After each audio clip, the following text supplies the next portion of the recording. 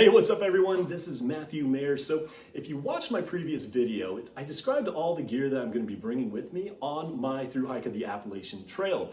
Now, I didn't go into a lot of detail as far as what I'm bringing in my medical kit. So wanted to make a video here today describing what it is that I'm bringing and the reason why I am bringing it. So why don't we go ahead and take a look to see what's in my kit. Now, the first piece of gear that I'm going to talk about is going to be one of the more popular pieces of gear you'll find in a first aid kit. And that's going to be a small pocket knife of some sort. Now, I actually brought a Swiss Army knife with me, very small, only a couple tools on there. It's very light. And to be honest, the thing that I use the most is this right here. It's the scissors.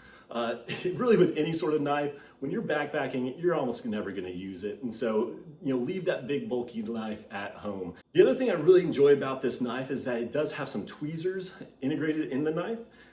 And the reason why I like that is that if you ever have a splinter or if you end up picking up a tick along the trail, you can use these tweezers to take that out. The second most popular item that's going to be in a first aid kit are pills.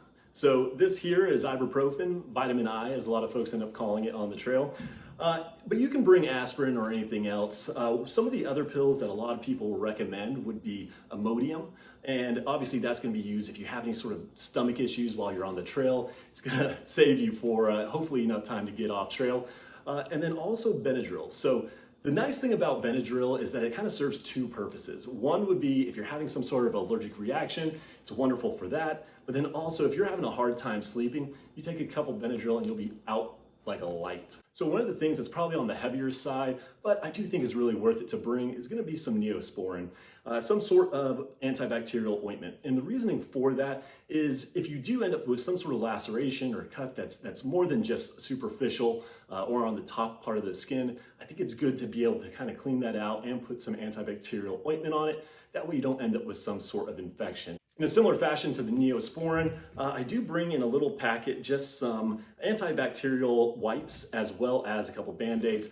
Honestly, I'll probably never end up using these things. Can't even remember the last time I actually used a Band-Aid, but I do go ahead and bring these with me. So one of the things that I bring with me are safety pins.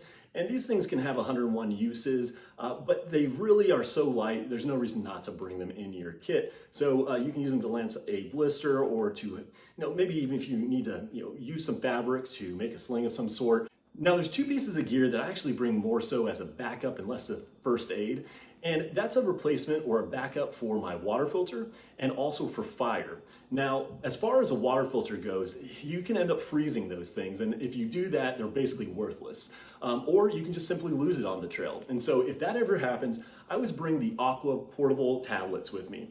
And the reasoning for that is that'll hopefully get you through a couple days, at least until you can get back into town to purchase a new water filter. As far as fire goes, my backup is a fire steel, and I actually use my knife to go ahead and create a spark with it. And the reason why I bring this instead of just another Bic lighter is that if my entire pack were to get wet, the Bic lighter isn't going to work, but this fire steel can still spark no matter how soaking wet it is.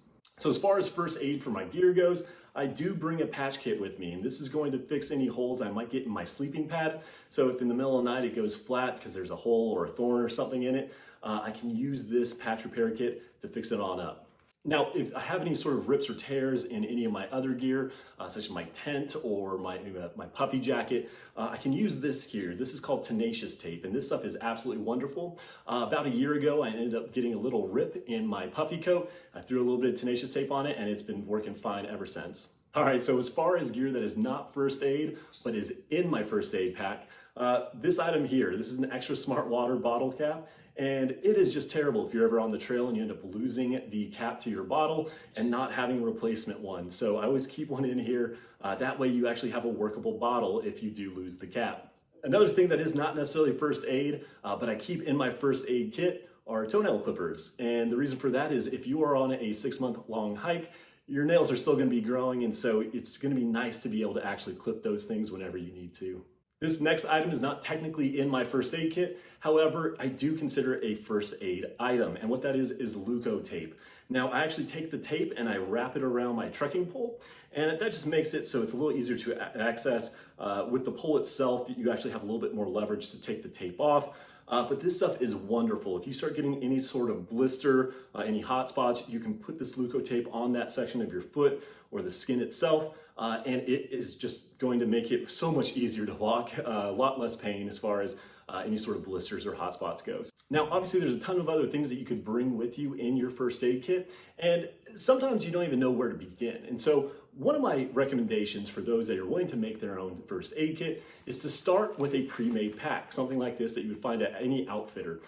Take that pack and then pull out anything that you don't need, that you don't think that you would use based on your experience or based on the trip and the potential dangers you might face out on that particular trail. So I think this is a great way to start. Pick something up, just pull everything out.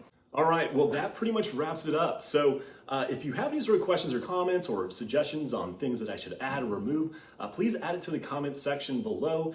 And you know, got about 6 more weeks until we are stepping foot on the approach trail at Amicalola Falls State Park. So if you want to go ahead and subscribe, I'm going to try to get maybe 1 or 2 more videos out before then. And other than that, thanks for watching.